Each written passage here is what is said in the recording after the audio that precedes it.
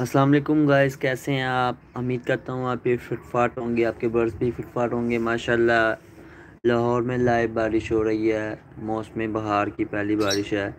तो तमाम दोस्त अब आपसे गुजारिश है कि अपने अपने बर्ड्स को जो हैं वो आप उनको केयरफुल करके रखें, उनको हर तरफ से डाम दें। आजकल ज़रा 2-4 दिन धूप निकली तो बहुत से लोगों ने समझा कि क्या नाम है, सर्दी चली गई है। सर्दी अभी गई नहीं। सर्दी अपना मूड दिखा कर जाएगी जाते जाते।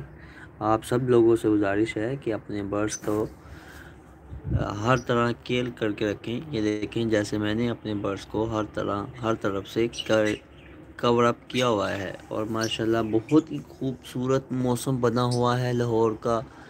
और बारिश स्टार्ट हो गई है।